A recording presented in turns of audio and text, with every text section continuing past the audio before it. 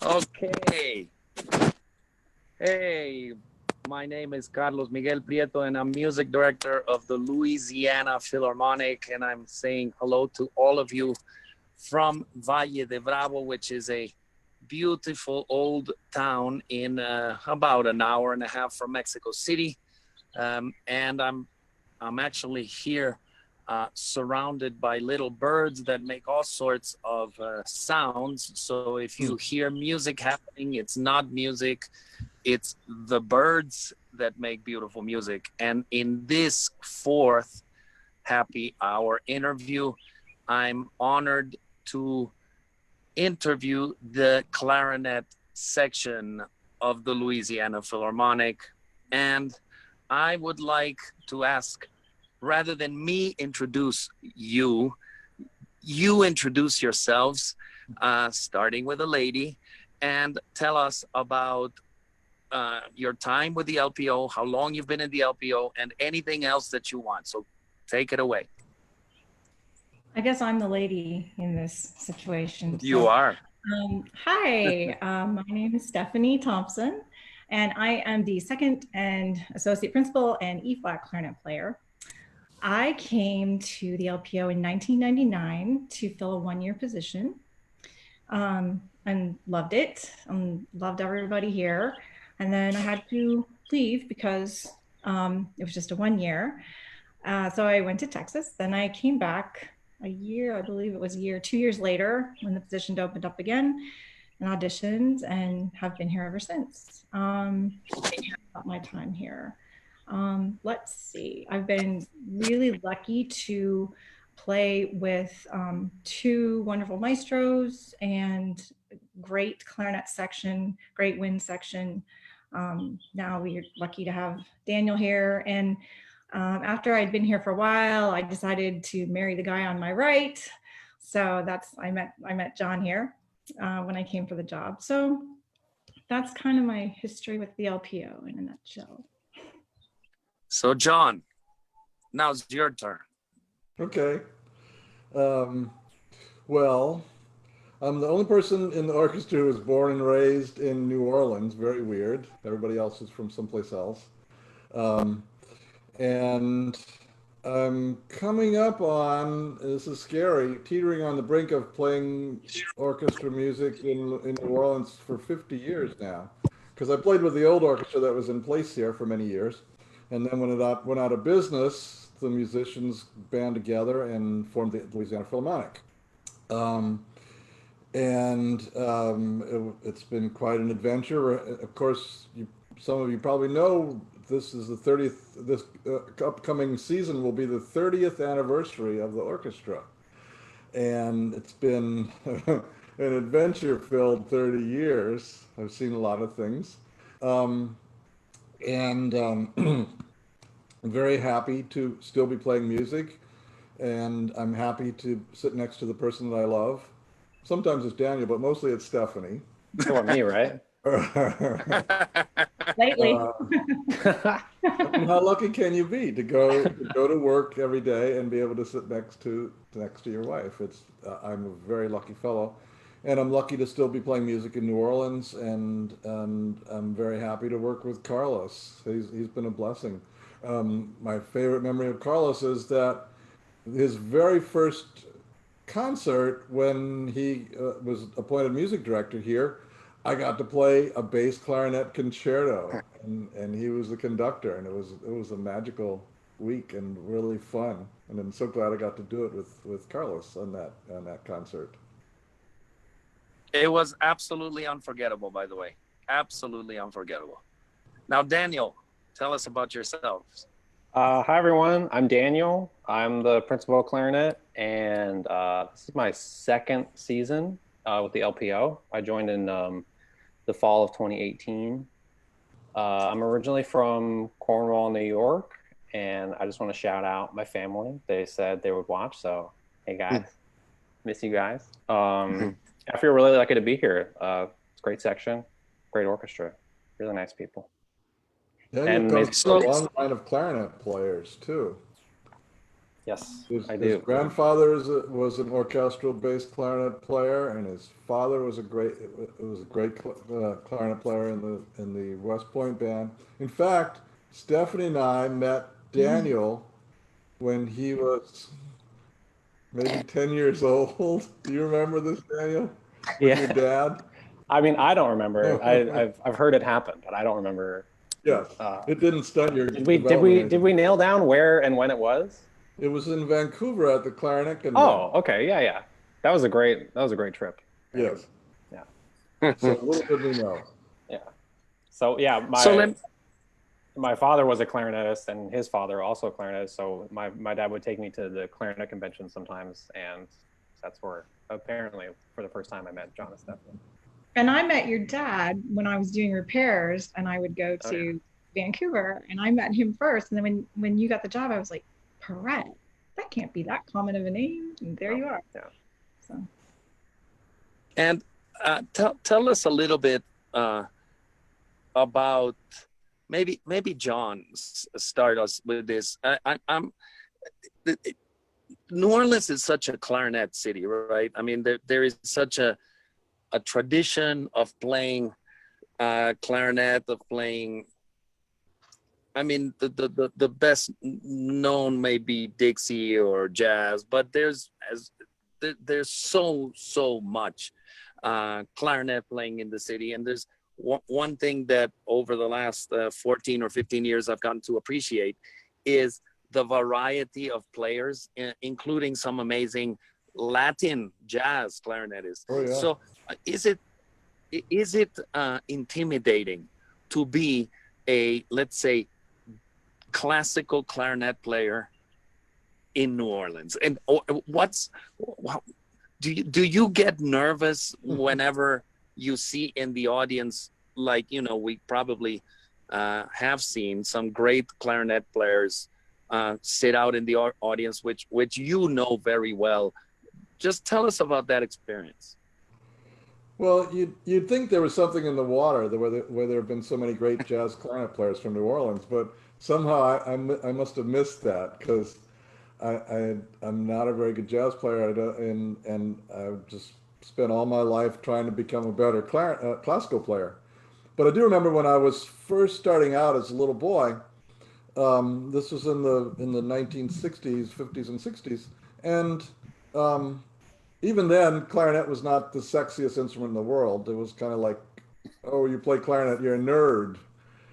And I was feeling that stigma until Pete Fountain started playing on the Lawrence Welk show. There was the big dance band TV show, came on every Saturday night, and he imported Pete Fountain to play Dixieland on his kind of corny musical show.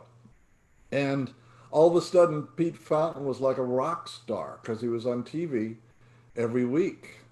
And then, of course, his fame even grew from there, and he was on the Tonight Show with Johnny Carson and all over the world.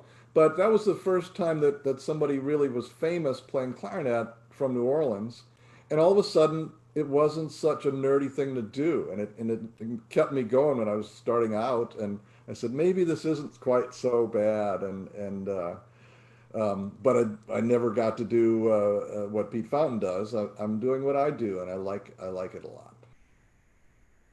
One thing which in the last weeks that I've been doing this, I've asked every one of your colleagues that's been on this program, and it's not that it's an uncomfortable question. It's just a curiosity of mine. Do any of you, and let's start with Stephanie, improvise, or or tell us about your relationship with that incredible world which is called improvisation? Do you know how to do it? Have you ever tried it? Did you give up, or do you have a natural affinity for it, or is the fact that you live in New Orleans something that somehow eventually you get it? Tell us about your relationship with improvisation. I don't have a relationship with improvisation. Well, actually, when I was, a little kid, obviously I was improvising, goofing around on the piano and didn't know it. But I was, very much trained in the classical tradition, and it was, it was very strict, and I would say improvisation was not encouraged. And I think that, I spent such a long time trying to play very correctly and get it right. And I became really uncomfortable with the idea of improvisation. And I'm just in awe of musicians, who can do it. And you were mentioning the clarinet here in New Orleans. And, John and I have been lucky enough to play some performances, some gigs with Evan Christopher, and he's wonderful. And I'm in awe of what he does. I can't say I'm intimidated by it, because I think it's just different than what we do. But I also think that I really think that classically trained musicians could so benefit from improvisation, from learning how to improvise, and myself included. So that's my non-answer. You're not going to get me to improvise, Carlos. That it's one of my dreams would be to have, and I actually said this when I interviewed your colleagues from the Lot Quartet and also the viola section, is to have a jam session with many people from the orchestra just standing up and like this kind of musical duels of improvisation. And I have to share with you that when I first came to New Orleans, that's what I thought that the orchestra would naturally do. I mean, not do that with Shostakovich 5, but that I thought that I would just say, hey, just, jam on this tune, and everybody would just take it away. And I have to tell you that I'm still surprised to the day, not disappointed, because it happens to me too, that two worlds that are so, I would say,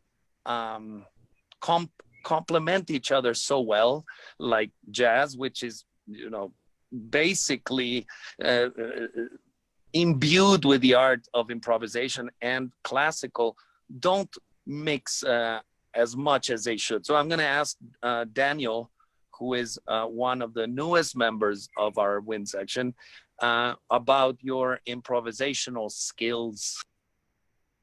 Well, my relationship with improvisation, I probably improvise like most people sing in the shower. I mostly do it by myself where no one can hear me, because it does intimidate me a lot. And I'll echo what Stephanie said is, yeah, when we were younger, yeah, we like to mess around, and it's sad that like sometimes classical conservatory can take your creativity and kind of smush it a little bit in that way. Not that we're not like creative in our music making, but it's intimidating. And like when I see like New Orleans jazz player, like if I go see Doreen Ketchens or Evan online, or I've seen videos of Pete Fountain, it's like I'm intimidated. That's a whole nother skill set, and I'm in awe of them, really. And like I just moved here, and I really want to like get more into that culture and that music, and I hope someday that I kind of pick it up. But it does interest me a lot, and jam session would be fun with the orchestra. Yeah, maybe as an encore one time, we should just get a tune and just kind of. Yeah. And what about? You've said this before, and a lot of other conductors who have come to New Orleans have said this, that the orchestra as a whole can really swing when we do pop music or we do something a little bit jazzy that you don't necessarily find in other orchestras. And I could remember you telling us this and saying that it must be something about being in New Orleans that it's just part of our thinking. There's no doubt about it. I mean, that that I do a lot of music that is, I guess, folk origin is one of my obsessions. And I've always felt that the LPO has this natural affinity for folk music, wherever that may be from. I remember the first time I did Sinfonia India with you, and that's a tricky piece. And you just pretty much from first reading, nailed the rhythms and nailed the feeling. And I was very, very impressed. Yet, on an individual basis, it's interesting to see that, because I see some questions here on the chat, and especially Kiran Angadi, who doesn't miss. I mean, she's always here. She's at all our concerts, and she's all our programs. And she's asking, why is it intimidating? The question is, why is it intimidating? Because of your classical training. Well, Kiran, and don't get me started on this one, because exactly, I think the problem is that the classical training that at least the four of us went through did not include improvisation, or did not include, in my case, jazz. It included a lot of jazz appreciation and getting to know jazz, because it was a love of mine. But I was taught to read music, and as you all said, the trick was to read it as accurately and as faithfully as possible. Yet it may be that we have gone a bit too far. And you know, one thing, I'm not as young as I was a couple of decades ago, which is bad but good. One of the few good things is that I don't care anymore about expressing my opinions, even if people don't like them. And I've told many famous clarinet teachers, I've told many famous presidents of universities, including Roberto Diaz and Curtis. I've said, please allow your kids freedom of expression in the orchestra, but also freedom of expression in jazz. Allow them to play a piece where they can improvise, because it's going to free them in a way that we will all actually very much benefit from. I mean, when you auditioned for the LPO, I am sure you played at least one, if not two or three or four excerpts that actually sound improvisation. You know, even Dances of Galanta. I mean, if you play Dances of Galanta exactly the way that's Kodai, by the way, exactly the way that it's written, you know, it would sound ridiculous.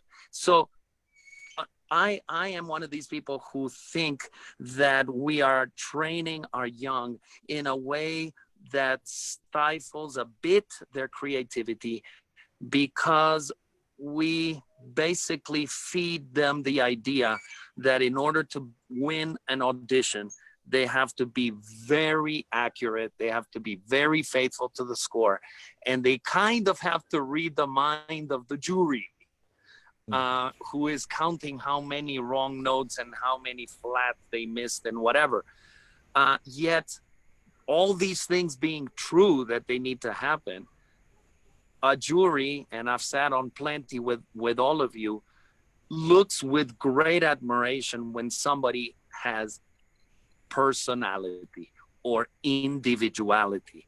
So I think that we will see, hopefully, a generation of young kids that perhaps won't be worried about improvisation. And I'll tell you my own relationship with improvisation. It's actually related to the Orchestra of the Americas, where there's about 26 different nationalities, and people have no sense of shame or anything, and they will improvise. And as the summer goes on, it becomes a party on stage, the encore, and everyone improvises. So I started kind of jamming on mariachi tunes, and I found it that if you pretty much play the tune as it is, and then just playing around and really not caring how bad you sound, you actually will do pretty well. And then somebody will help you if you screw up. So that's one of the things that I would love to do at the LPO. Maybe just devote a whole rehearsal around just, improvising and playing around, because I think we would find hidden gems in the orchestra. And if any of you is willing, because whenever you have a solo, you bring out that character. But if you take it one level further, I think the audience would connect with you in a very special way. Stephanie, since you came to New Orleans around I guess 1999 or 2000, you had I imagine you had significant contact. Did you meet Pete Fountain personally? Did you him? I did get to meet Pete Fountain. It was really wild. You know, I think you've done this with us. The piece that's written for 3 clarinets, that's Pete's music. I can't remember the name of it. It's escaping me, but it's a tribute to Pete Fountain. And the 3 of us have done it at Parks concerts and such. But the first time we did it, Pete was still alive, and he actually came to the show. And I met him. We actually have a photo of that, of him, wow, talking with us about stuff. And that was really wild too, because, here's Pete Fountain, now go play his music in front of him. So yeah. And honestly, there are a lot of names that when I first got here, John would toss around, well-known clarinet players from New Orleans. Those weren't names I knew. Obviously Pete Fountain I did, but there's a long tradition of that, names that I didn't know when I got here that I know now. So, well, Pete, yeah, John. Well, Pete was a really sweet guy. Whenever he would play like a Pops concert with the orchestra, whether it was LPO or the old orchestra, he was very nice.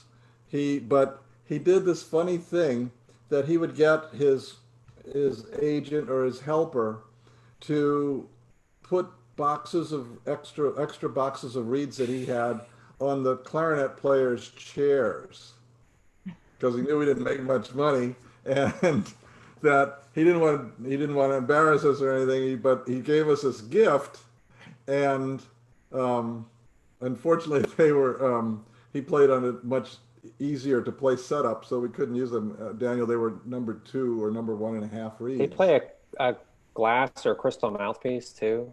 Yeah. Yeah. But I always thought that was such a sweet thing to do. Carlos, last week, Carlos, you were talking about improvising in the orchestra, and I feel like you encourage that a lot in a classical sense. I've heard this from Matt McDonald, our former principal bassoon, and from Chris Pell, and I hear it in Daniel's playing just in the short time he's been here, that when someone has a solo, you encourage them to take chances, and you encourage them to not play it the exact same way you hear it on a recording or how it's been done for 100 years. And in a small way, that's improvising. Wouldn't you say? How do you feel about that? Well, I actually did yesterday.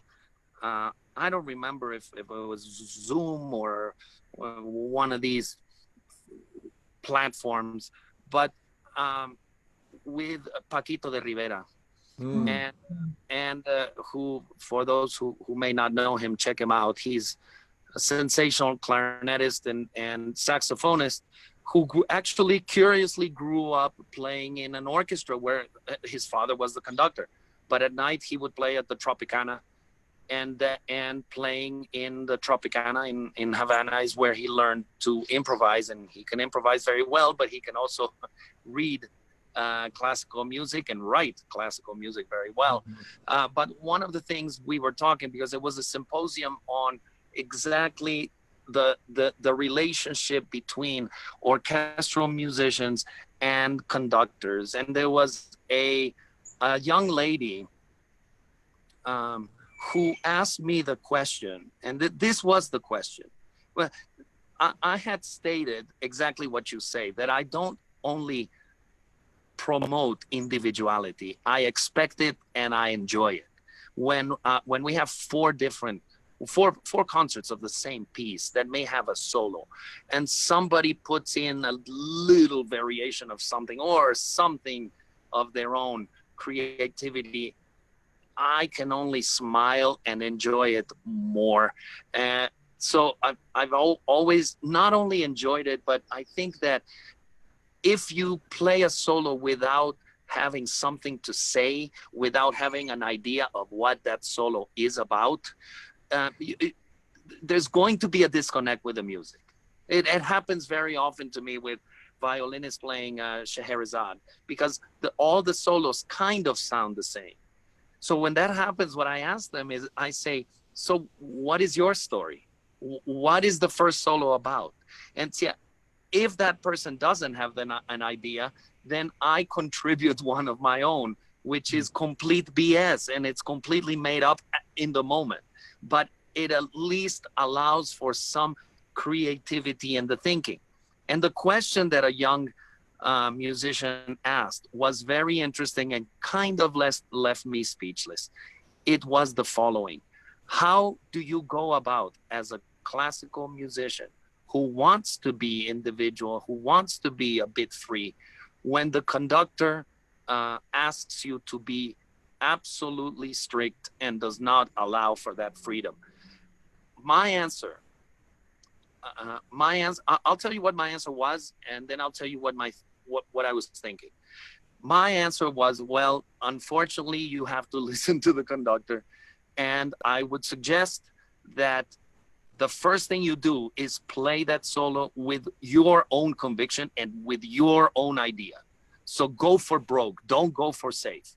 If the conductor changes that and stifles your creativity, well, that's one conductor and that's 1 week or one concert. Hopefully, as you progress in your career, you will become the kind of musician that no conductor wants to change at all. Okay, because as you know, there are some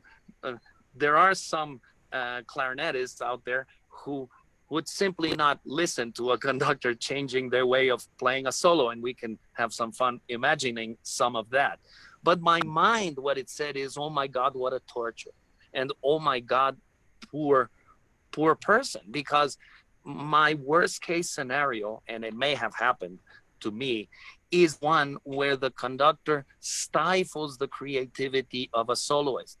Now, you cannot allow this of a whole section of first violins where everyone is playing in a different place of the bow and a different idea, different dynamics, different bowings, etc., because it would kind of cause chaos.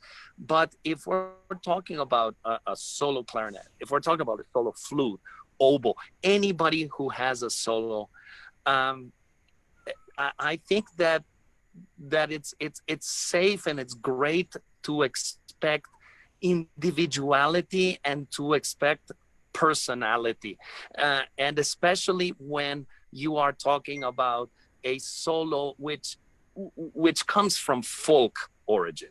So you talked about Doreen, when she worked with us a couple years ago.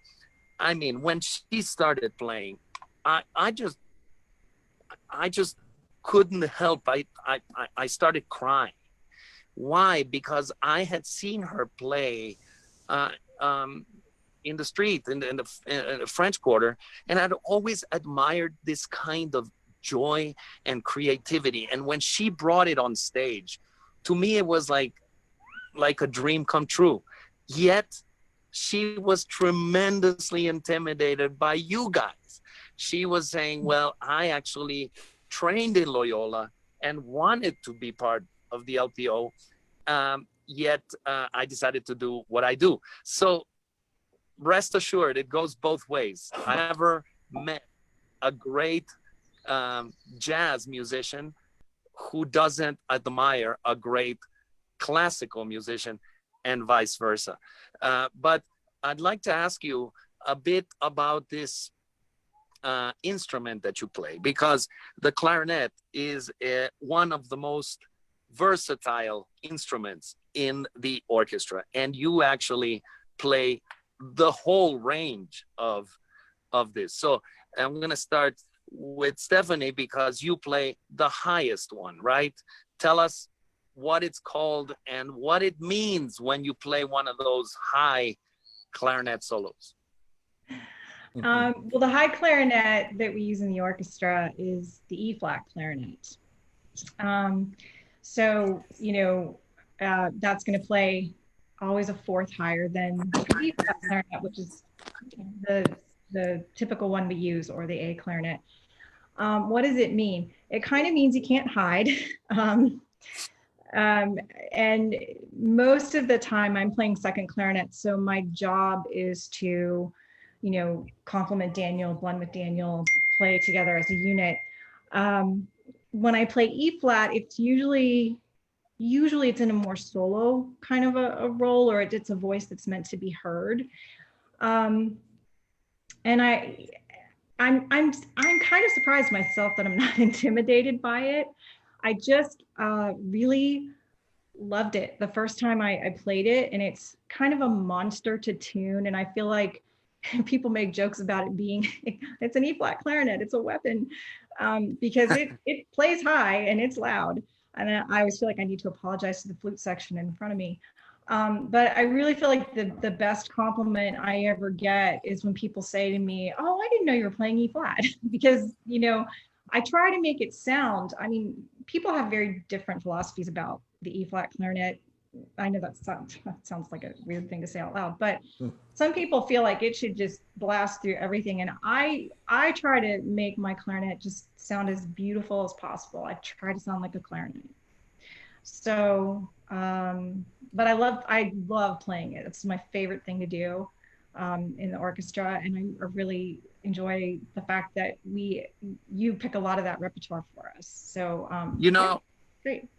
Actually, I'll tell you something here in public. I don't think I've ever told you, but I always think about you as I associate On the Town with you, because you play that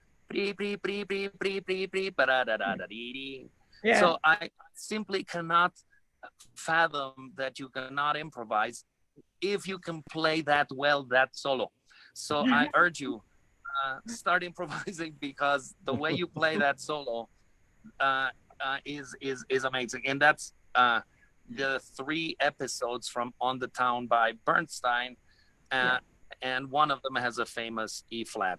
And now I'd like to ask Daniel, since you play the B-flat and C and everything else, tell us about that instrument.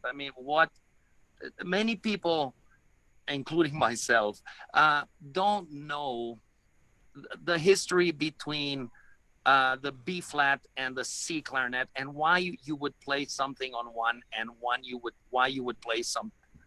Yeah, well, when people think about the clarinet and you see a jazz player or a beginner clarinet player, we all think about the B-flat clarinet. It's the standard one. Clarinet is pitched in B-flat, which means it sounds a step lower than a regular instrument like a flute or an oboe, which is pitched in C. So we all think about the clarinet as being pitched in B-flat, and actually orchestral players, we carry around 2 clarinets mostly. We all have 2 of them. We have one pitched in B-flat, one pitched in A, and those will be known as the soprano clarinets. And when you hear us playing solos, or when you hear me play a solo in the orchestra, I am either playing on a B-flat or an A clarinet. Historically, some parts are written in C clarinet, and I'm lucky enough to have a really, really good C clarinet. So I like to bring that out sometimes because it's fun. We were playing an opera last year, and I had some solos, and I chose to play it on C clarinet because it plays on the same mouthpiece as a B flat, but it kind of sounds more like an E flat if you like really listen closely. So I was playing some solos on my C clarinet, and a few people came up to me and they were like, "Yeah, the solos sound really cool. It's like a little bit different." I'm like, "Oh yeah, I'm playing on my C clarinet." And they're like, "Oh my gosh, it gives it a little bit like a funky kind of E flat kind of sound, but it's close enough to a B flat that you're like, oh okay." So yeah, if you hear me playing a solo, it's usually B flat or A, and then the second player usually plays B flat or A. And the reason why we kind of have both is the clarinet is kind of, it caters nicely to having 2 different sizes. So if one is a little bit bigger than the other, it's okay. It's a step off. So then we don't really have to play as many accidentals. So without going into too much music theory, it helps us get around the instrument a little bit better without having to read too many sharps or too many flats. So that's mainly why we switch back and forth. And John, talk to us about the instrument that you champion so well, which is the bass clarinet. And I have to say that you have been my only bass clarinet soloist ever. So that's something that we should do again. You have to be my second bass clarinet soloist again. I was gonna say, so you better have a bigger sample before you make it. No, I mean, tell us, I mean, of course you play everything else, but that instrument always makes people sit up and try to look at what's producing that sound. So if I understand correctly, there is a bass clarinet and a double bass clarinet, isn't there? Contra. Yeah. So tell us about those instruments. Well, my job at the LPO, I play clarinet when it's needed. My main job is to play the bass clarinet, and I also play saxophones occasionally when it's possible to do that. But the bass clarinet is twice as long and twice as big around as a soprano clarinet that Daniel plays. And, you know, I love to hear Stephanie play E-flat clarinet. And as she said, she plays it, or she approaches it like it's a little clarinet. And I like to approach the bass clarinet like it's a big clarinet. Because sometimes you just think, oh, it's a big, stupid instrument, and you go boom, boom, boom, boom, boom, boom, you play bass notes. But as you know, it can be very lyrical. It can play beautiful melodies, and it needs to fit in and blend and have a particular texture to help out the rest of the wind section. I grew up playing clarinet. I went to Loyola University, where I teach now, and Stephanie teaches too, learning clarinet. I had a great teacher at Loyola, Vito Platamone. I spent 4 years like a sponge trying to suck all the information about clarinet and practicing clarinet and learning how to play clarinet.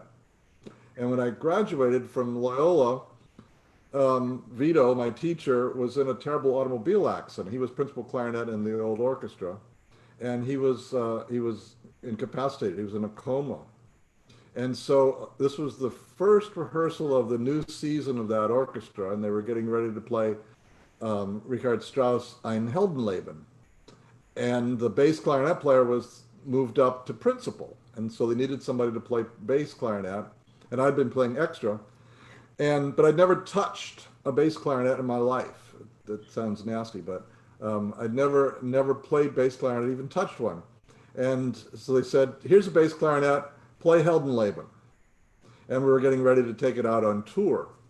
And so that was my baptism by fire of how to play bass clarinet. And luckily, I can't imagine how bad it must have sounded, but somehow I survived.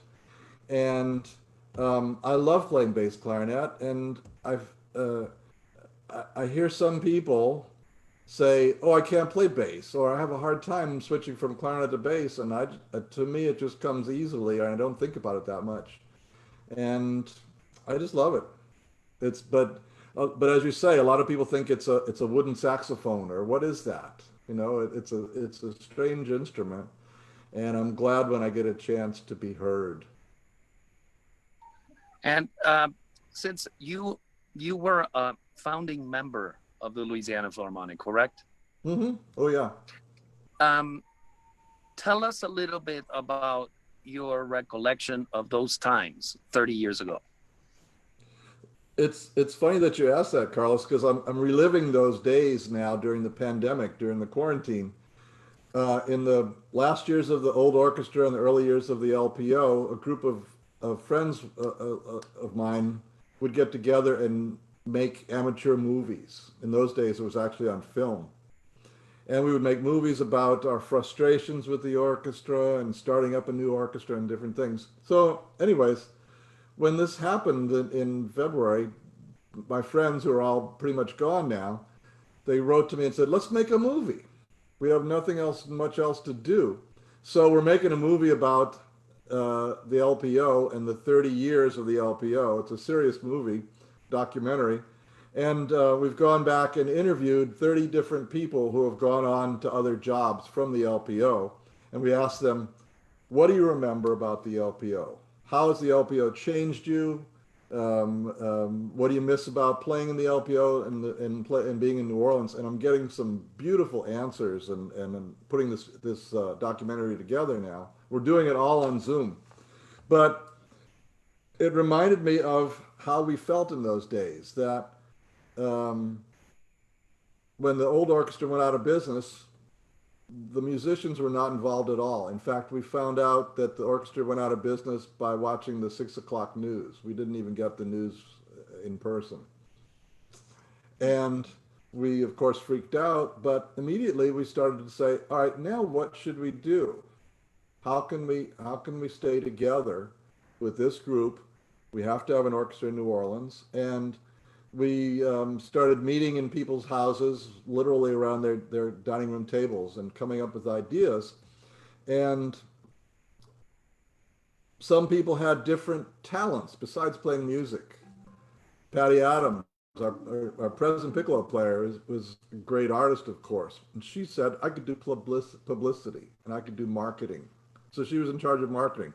Her husband, Jim Atwood, was a great computer whiz and loved playing with math. He became part of our treasury department, part of doing the bookkeeping. Some other people had other ideas that they were good at. And we all said, basically, let's put on a show. We didn't know if it would work, but we tried one concert in the Sanger Theater, and it was a huge success. So then we put together a whole season for the first season. We booked the artists, we booked the halls, we sold the tickets, we worked in the office answering phones and taking subscriptions.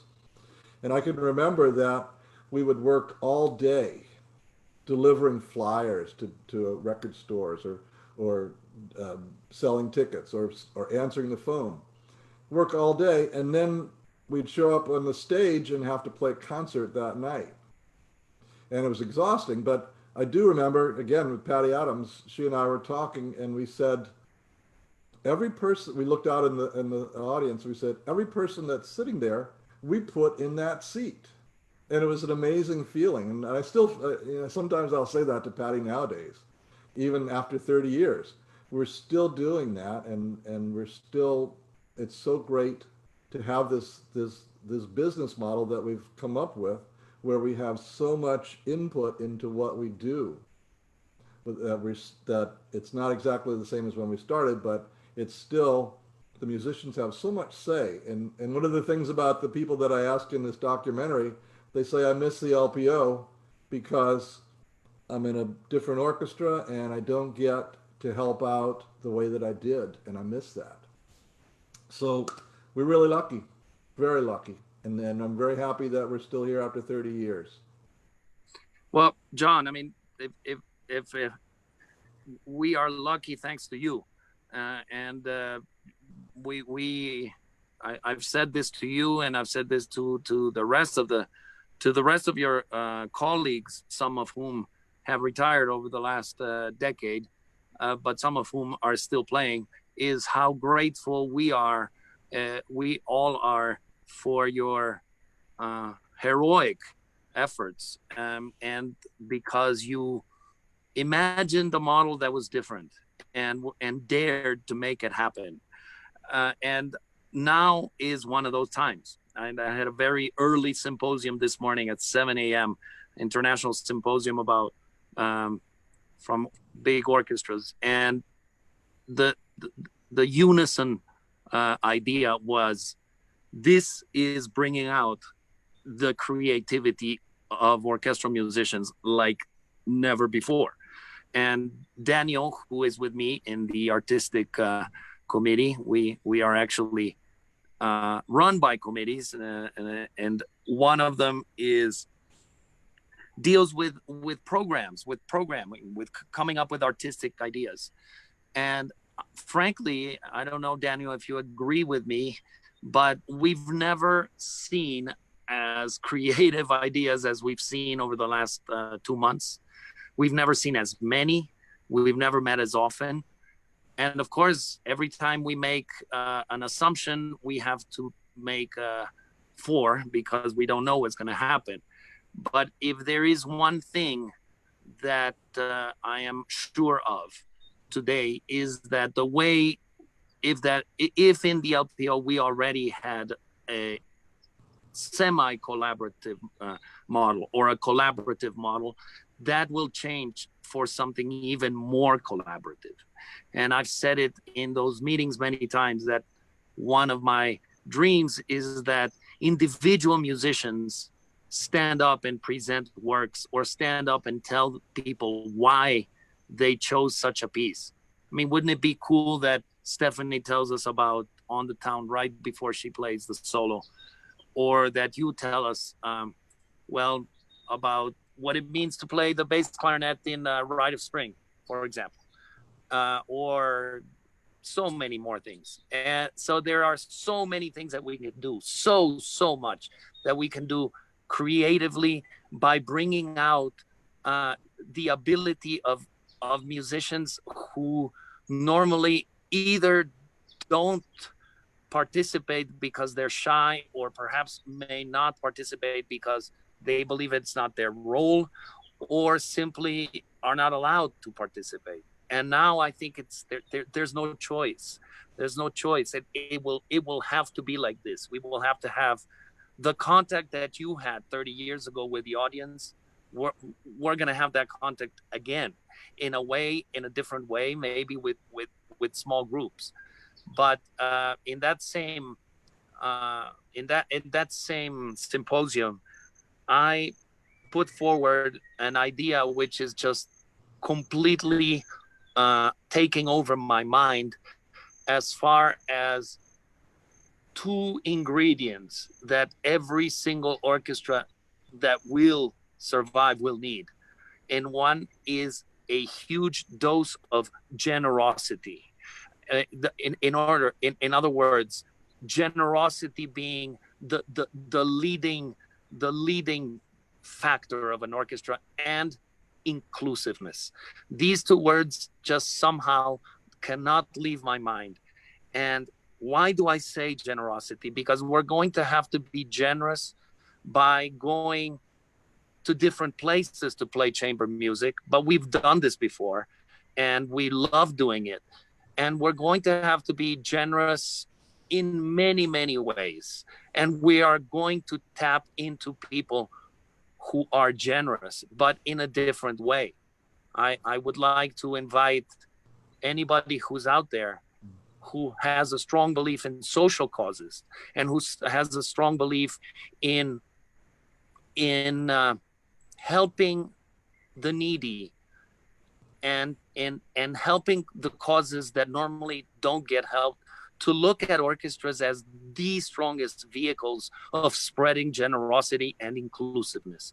Because there's nothing like music, and I think nothing like orchestral music, to bring out the incredible joy, the incredible depth of feeling that a human being can have. So that's why I think that the new LPO, the post 30 LPO, let's not talk about this thing we're dealing with, post 30 LPO, we will find partners in the city of New Orleans or wherever who will embrace this idea that we can help people, so that we are not tied to selling tickets, because selling tickets is a model that simply is impossible. I say this every time I get a chance. If the Saints fill the Superdome, they make a ton of money. If we fill every single seat in the house, we actually at best make 30% of what a concert costs. So we depend on generosity of people, but we also spread generosity. And the founding members of this orchestra are a living example of this. So I think you will have a very strong role, a very important role, as those of us who followed you will also. But sorry for this kind of long speech, but I at least this time I said it without going into crying or something. But I there's so many people who tell me, well, people will be poor after this. Nobody will help us. We will find generous people. What we have to find is a way to channel people like you three so that, your clarinet trio can be played wherever. So tell us, if you don't mind, do you remember, and I'm going to ask Stephanie because I just like to listen to Stephanie, to tell us what is your memory post Katrina, and do you have anything from that time that you have been? Me to cry, Carlos? Is that it? You're trying to make me cry? My memory post Katrina. You mean specifically of the orchestra? My memory post Katrina of the orchestra is the first time we saw each other again, or the first time I saw everyone again, was when we went to Nashville and walking into the backstage. I almost feel like I don't remember a lot from that time, to be honest. I think I was pretty numb. We lost our house and it was just like, what? But walking in and seeing everyone again for the first time was just hugs and tears. And, it was just, these people, everyone says this, I know, but for me, this orchestra has meant a ton. When I came here, it was like you were embraced by the orchestra from the first day. And I mean, people that I met my very first day here are still my very dearest friends. And that's the biggest thing to me about the LPO is just this really tight-knit community. And I think that when that was threatened after Katrina, I think that was really an emotional thing for me when I first saw everyone again. That's probably my first memory with the orchestra.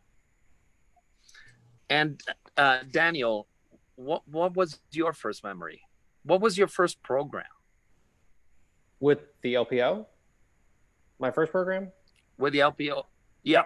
Oh, my first real one was actually Scheherazade in January. That was my first concert with you. And I think it was the first program we were all three together at once, me, John, and Stephanie, because I had done some, maybe Nutcracker was. Nutcracker, yeah. Nutcracker, yeah. That was fun. Yeah. But my first few concerts were like some education programs that I was kind of thrown into, which was like an amazing experience. It was so much fun because everyone was like, who is this new guy? But I'll never forget like walking on stage in the Orpheum the first time. It's like so beautiful. I'd never been there before, and I was really nervous and really excited at the same time. And we sat down to play Rimsky-Korsakov, Scheherazade, ton of big clarinet solos, a ton of wind solos in general, just very soloistic. You brought it up earlier. And before we played a single note, you stood up in front of the orchestra and said, pretty much directly to the winds, but to all the soloists in general, you said, I really, really don't care if you mess up. Please mess up. But do not play anything the same twice. And rather than like make me more nervous, that was just like, oh, it made me feel so much better. And it was just like, made everything so much easier. And even just like, I went home and just practiced it more because I was like, how many times can I do this? And how much differently can I do this? So that was just like, I think it speaks to your whole philosophy on just like breeding creativity and people who have been trained to interpret classical music as in this correct way, but really we have to be okay with being wrong. And not a lot of conductors are okay with that, especially the ones who tell you exactly what to do in this certain way. And really it's like being wrong is a sin, but really in what we do, like you can't be afraid of being wrong, or else whatever you're going to do it's not going to be worth it. So And I've learned that the most since being here, especially like with you guys. It's been amazing. But you actually came from New World Symphony, right? Where, at least in the time that I've, been there, and I was there last year, I've seen that this, or at least I could sense that individuality and the individual leadership is now being taught and encouraged. Is that not so? That's correct. Yeah, the New World Symphony in Miami, led by Michael Dustin Thomas, and he was an amazing mentor, and he also bred this kind of like, would ask us point blank in the middle of the rehearsal, like, what do you feel about, like, what do you think's going on here? What's going through your head while you're playing this, or something like that? It's just like, we need to talk about these things in order to like all come together as a unit, or the violins need to know what I'm thinking so that they can follow me more, or any other soloist with any other sections. So it's just like, it was a huge collaborative effort, and it's kind of an experimental time, because this orchestra is actually, it's a training academy. And we have teachers there too, but really most weeks we're kind of thrown into this, right from school to this professional setting. And it was intimidating at first, but once you kind of get the hang of just kind of creating every week and collaborating with your peers, and it really helped me coming here. I'm not sure I would have done as well coming here from a conservatory, because you need that kind of opportunity to experiment and mess up. Helps. So I'm actually going to read a bit of these comments. We don't have time for everything, but there's Drew Blaylock. Yay, my favorite clarinet section. Kieran Angadi. Incestuous. What? The LPO are an incestuous bunch. Is this normal with orchestra? Let's not respond that one. Patty Adams, love I think we should. our LPO. Great to see you all. Linda Parrette, we're watching. Is that mom? That's mom. Hey, mom. I don't know. Well, Val Gross, mom. Okay, hi, mom. Val Gross, hello, Carlos, Daniel, Stephanie, and John. Paul Young, great seeing you all. Hello from Ohio. That's my brother. Oh, really? Cool. Yeah. Marilee Young, hi, Stephanie and John. It's great to see you. Hi from Wisconsin. Bob Gross is here. Hi, Bob. Kenny Wurstlin, is that correctly? Improvising came naturally to me. As soon as I didn't know how to play a fast run, I faked it. Right, Mr. Reeks? That's one of my best students. Then Donald Edward Lewis, I'm glad you are reaching out to the community. Jerry McLellan Cortello, thanks all for your wonderful work. Kieran Angadi, our most active member of these programs. Who would be your top 3 composers for clarinet? So just like that, John, who would be your top 3? Well, any great composer gives you the sense that they know how the instrument feels. They write properly so that it fits under your fingers and it's not difficult. My best example of that would be Leonard Bernstein, who, when he wanted to write something for the clarinet, he bought a clarinet and taught himself to play so that it would fit better. But don't get professorial. Just tell us point blank 3 composers that wrote great for the clarinet. It feels good to play Beethoven, Brahms, and Bernstein, the 3 Bs. Okay, good. All right. I'm sure you just thought about 6 more, but then Stephanie. Yeah, I can think of a bunch. I love playing Prokofiev. I love playing Shostakovich. I love playing Copland. And Daniel. No one said Mozart yet. I don't know. That was the first one that popped into my mind. Mozart. He loved the clarinet, and we love him.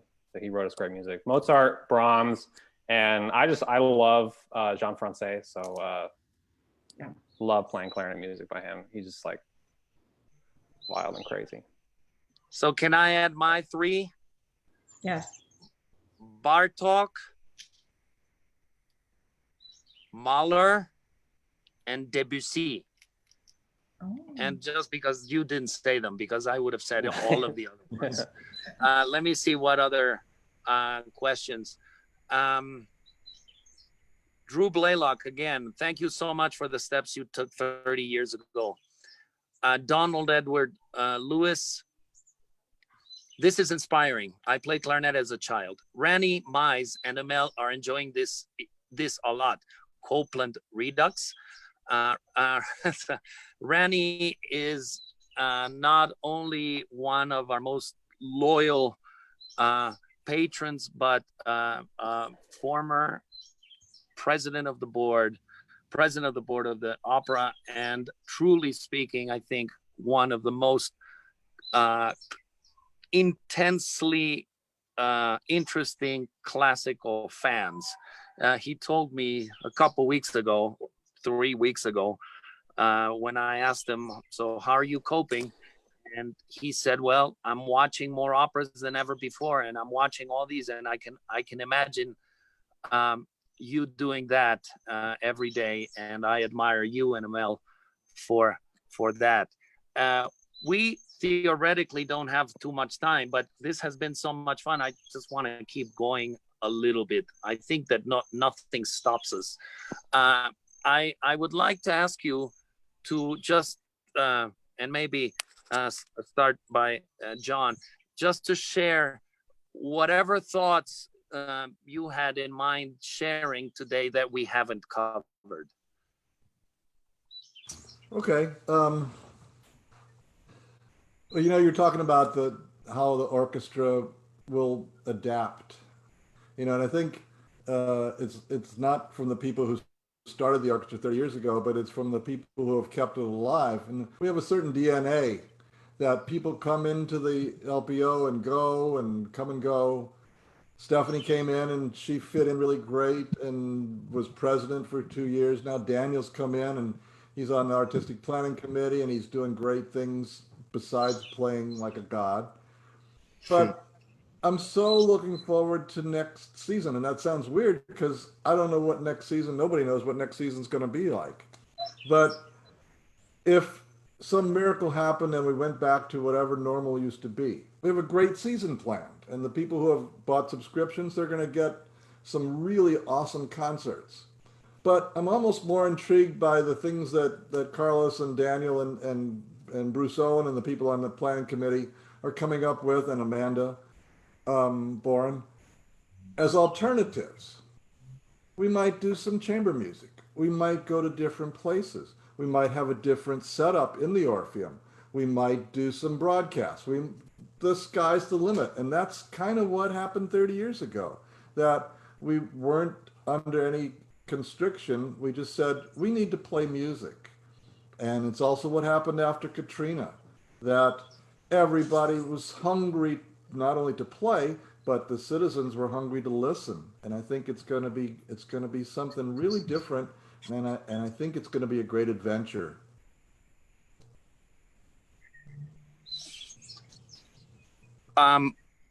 Stephanie, what about you? Well, you're talking a lot about creativity and what things are going to look like going forward in the music world.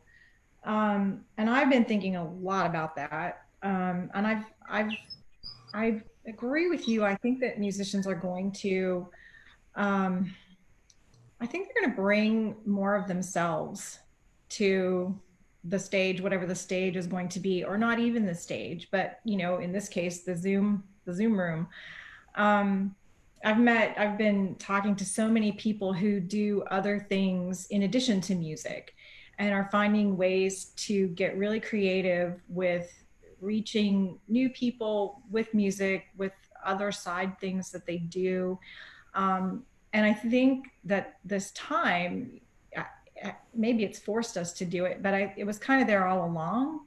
And I think that it's, we're just going to kind of really grow as people. And then, of course, as musicians, from finding our way through what's happening. What about Daniel? My first thought doing this is I just hope we keep doing this. I hope we do this kind of live stream, like even after this all, next season, every season. This is amazing. And stories from John and Stephanie and everyone in the orchestra, they just inspire me to kind of, like we talked about, we're all involved. We all have special skills outside of music. And, you know, say it in the comments if you like this. Like, we like hearing from you, and if you like hearing about us and our stories and our talents and stuff, like, let's keep doing this. And it's a two-way street. And I think like we talked about earlier, we're trying to implement more stuff. If someone in the orchestra is going to stand up and talk to you before the concert, like, would you like that? Would you listen? Like, what other kind of stuff do you want to hear from us besides just this? What other combinations of musicians would you want? What else do you want to hear from us? So I would say, like, this has just been inspiring to see all the attention in the comments, and I just hope like a lot of people view this and kind of get excited, because it's making us excited. I know. So, you know, the ideas that you put forward, the conviction with which you put forward those ideas, and the inspiration that I get from you are actually will help me during all these days.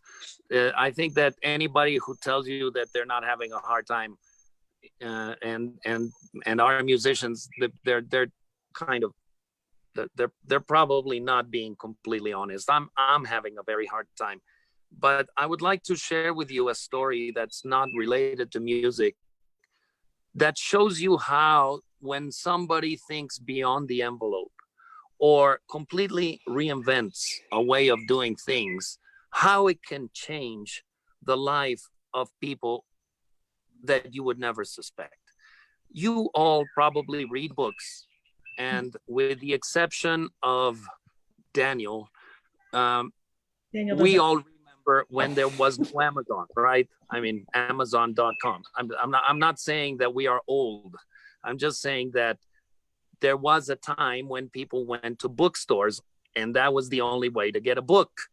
So the reason why I bring on Amazon is the following. The number 2 guy from Amazon was a guy who, obviously, like everyone connected to Amazon, made quite a big fortune.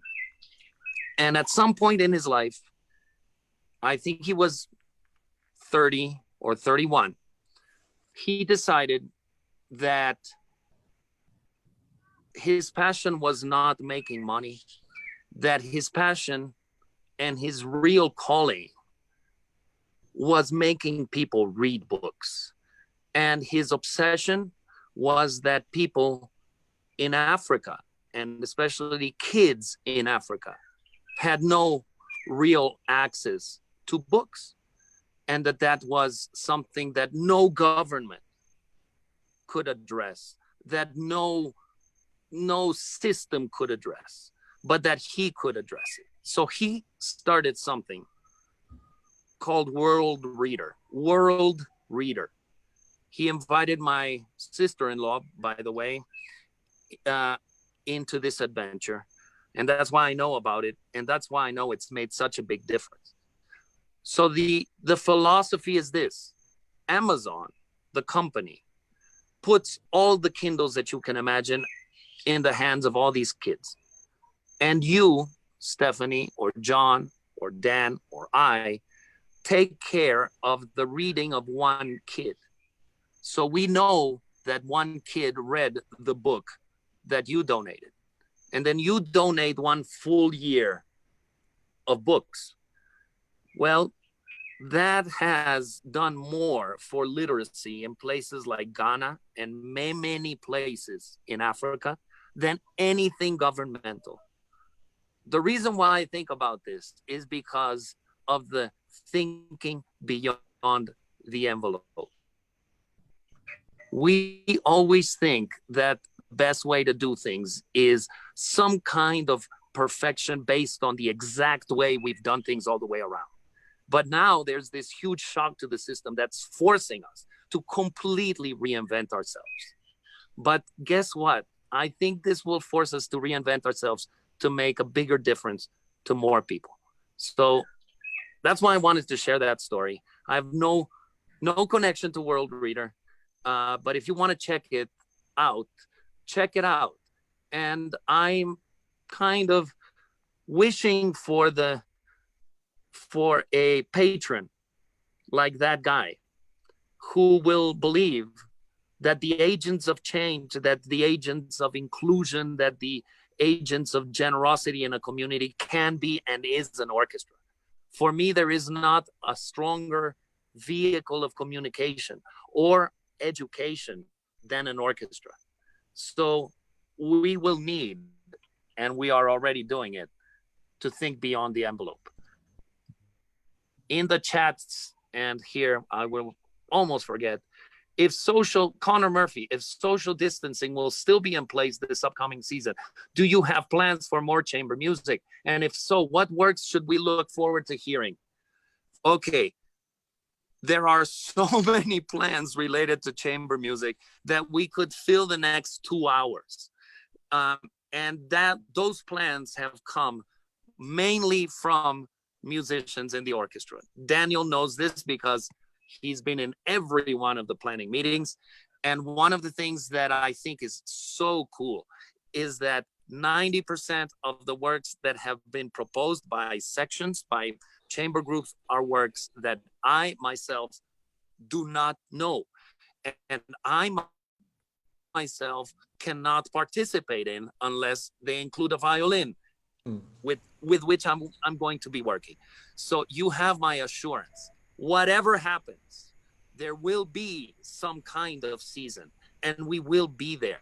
Whether we can have an audience of some size or no audience, September will be there. And September will be making a difference, and making a bigger difference than anybody can imagine.